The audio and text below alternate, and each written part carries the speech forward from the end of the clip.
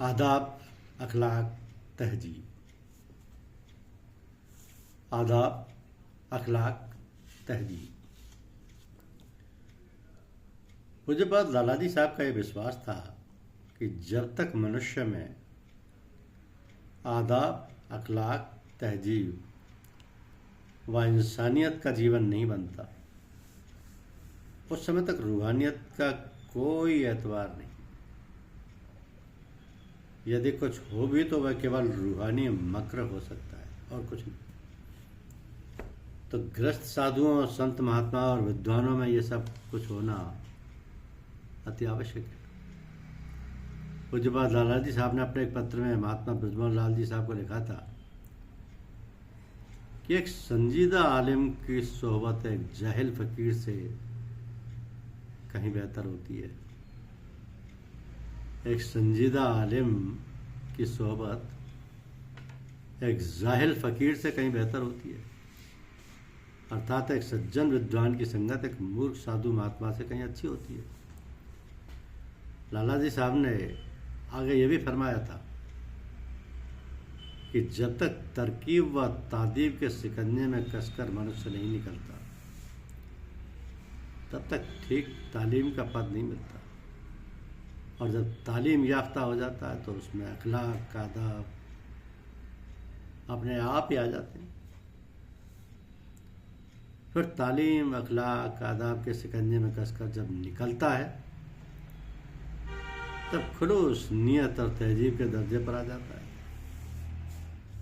तो यहाँ पर शराफत, इंसानियत के साथ सेवा, पश्चाताप, सब्र, शुक्र और जब्त की भावनाएं, वह जज्बात पैदा हो जाती है। जब आखिर को खुलूस नियत के साथ तहजीब व इंसानियत के जज्बात के सिकंजे में कसकर निकलता है, तब कहीं जाकर असली रूहानियत का रास्ता खुलता है, मिलता है। पूज्यपाद लालाजी साहब के यदि किन्हीं विद्वान सज्जन से मुलाकात होती तो आप सदैव उनका आदर व मान करते थे और उनकी बातों को बड़ी शांति से एवं ध्यानपूर्वक सुनते थे और इस्तिफादा फरमाते थे। अर्थात वह माशाह आपसे आदाब से पेश आकर आत्मिक लाभ चाहते थे, तो आप भी उनके इल्म व ज्ञान से अच्छे नुक्ते और इशारे प्राप्त करते थे। एक बार श्री सूर्यनारायण मेहरदेलवी फतेहगढ़ में पूज्यपाद लालाजी साहब के दर्शनार्थ पधारे। ये माशा अत्यंत ही आलिम थे। इन्होंने समस्त उपनिषदों, दर्शनों वगैरह एवं सारी धार्मिक अच्छी पुस्तकों के अनुवाद उर्दू भाषा में किए। कई पत्रिकाएं, रिसाले आदि भी जारी किए थे। तो चहेल दरवेश इत्यादि बहुत सी उत्तम पुस्तकें लिखी है।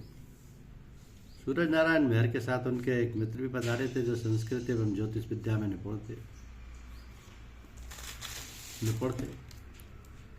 इन पंडित जी महाराज ने श्री सूरज नारायण मेहर से धीरे से पूछा कि महात्मा जी का वर्ण क्या है। पूज्यपाद लालाजी साहब ने यह सुनकर जरा ठहर कर फरमाया कि महाराज जी, आपने तो वर्ण किसी दूसरे के कहने सुनने या बतलाने से ही जाना जाता है। अपना वर्ण तो सचमुच असली वर्ण तो वही होता है जो पैदाइश के समय बच्चा साथ लाता है और जिसमें वो उस समय होता है, फिर भी वैसे वह केवल यही जानता है और निवेदन कर सकता है कि जब उसका असली जन्म हुआ तो उसके माता पिता तथा मालिक ने इनके कानों में ये मधुर शब्द उच्चारण किए थे कि देख बच्चा, तेरा वास्तविक वर्ण भंगी और धोबी का है और सेवा भाव तेरा कार्य व कर्तव्य रहेगा। इससे आगे बढ़ने का प्रयत्न न करना। धन्यवाद।